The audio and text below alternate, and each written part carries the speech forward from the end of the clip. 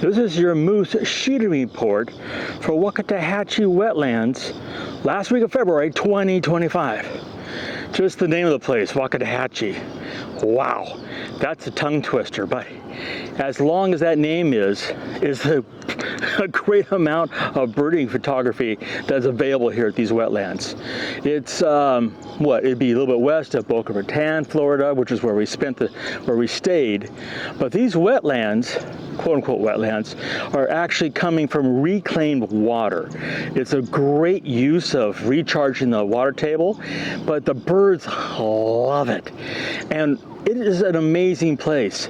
First thing is, you might hit that boardwalk, because it's a boardwalk all the way around, and say, I could use an iPhone, because you could. The birds are that close.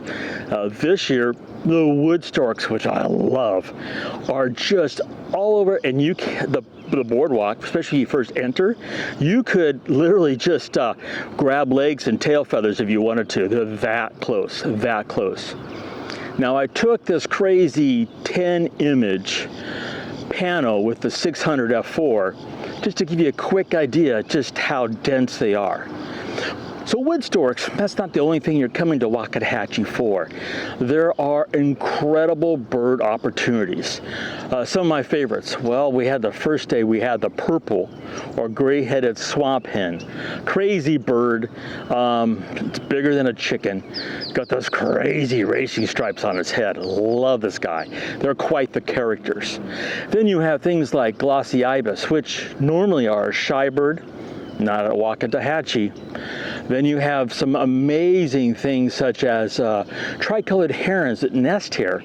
And some of these individuals have those electric blue bills, which are, wow, very cool. You have ahingas, and ahingas, are the snake bird. It's not like uncommon, it's very common, right? But here you have a lot in their breeding plumage. You have these great blue eyes.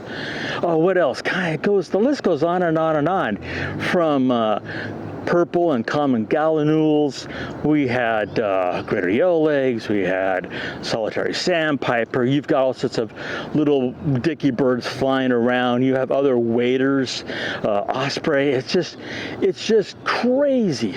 Now, personally, it opens right now at 6 a.m. Sun is just now coming up at 7 a.m.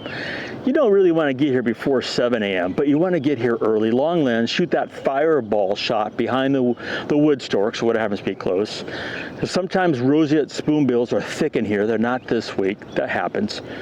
And you're going to shoot until the light sucks. And if you've got cloud cover like this morning, you can shoot to probably about 10 a.m. or so. If you don't have cloud cover, your shooting's over with really quick when that sun comes up, because it is just hard light. You got to deal with humidity. Humidity can be, if you're like me, just not your friend. And your camera gear, you got to make sure you give it extra TLC at night if you've been using clammy hands all day. But you work the boardwalk and you have a great time. Now, in the afternoon, you can come back. It's a great place to be. Other places such as Green Cay are another great place to spend the afternoon. You might go to Brian Pickering Park, which is about an hour away from Wakodahatchee, where you have burrowing owls. It's a really great place. But there's a lot to shoot down here in Wakodahatchee. If you're just starting out in bird photography, great place to learn.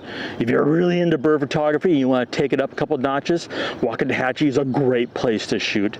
I shot the majority of the time with the Z600 f4, sometimes with the 1.4 engaged, sometimes with an external 1.4 added, because you could get so close, you could get those intimate shots. And rather than pacing the boardwalk, find the great light. Then find the bird in the great light and make the great shots. That's really the key here.